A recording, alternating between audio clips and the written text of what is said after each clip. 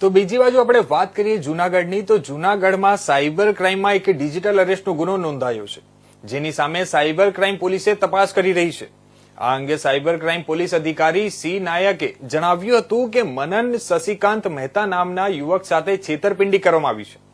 આ યુવક કે જે બેંગ્લોરની કંપનીમાં જોબ કરતો હતો અને વર્ક ફ્રોમ હોમ કરતો હતો, તેના નામનું તાઇવાનનું પાર્સલ મોકલવામાં આવ્યું છે અને એવું કહી કોલ કરવામાં આવ્યો હતો, અને જેમાં 200 ગ્રામ ડ્રગ્સ હોય. કસ્ટમ અને મુંબઈ ક્રાઇમ બ્રાન્ચના અધિકારીઓ સાથે વાતચીત કરાવી સ્કાઇપ પર 24 કલાક ડિજિટલ અરેસ્ટ કરી અને પોલીસ કેસ કરવાની વાત કરી અને એને ડરાવ્યો હતો.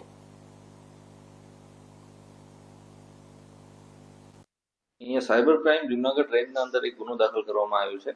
ડિજિટલ અરેસ્ટ જે અત્યારે બહુ વધારે પડતું જે ક્રાઇમની એમો ચાલે છે, એના અંદર એક અમારા જુનાગઢના ફરિયાદી મનન શશિકાંત મહેતાની સાથે એમને 1 દિવસ સુધી ડિજિટલ અરેસ્ટ કરીને એમની સાથે 26,15,000 રૂપિયાની છેતરપિંડી કરવામાં આવેલ છે, અને તે બાબતે અહીંયા Junagadh range cyber crime police સ્ટેશનમાં ગુનો દાખલ કરવામાં આવ્યો છે.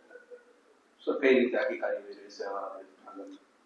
એના અંદર અમે સર્વપ્રથમ જે આ ગુનાના પૈસા જ્યાં ગયા છે એના એકાઉન્ટના ટ્રાન્ઝેક્શન પરથી જઈ અને બીજું કે એના મોબાઈલ નંબર યુઝ થયા હોય તો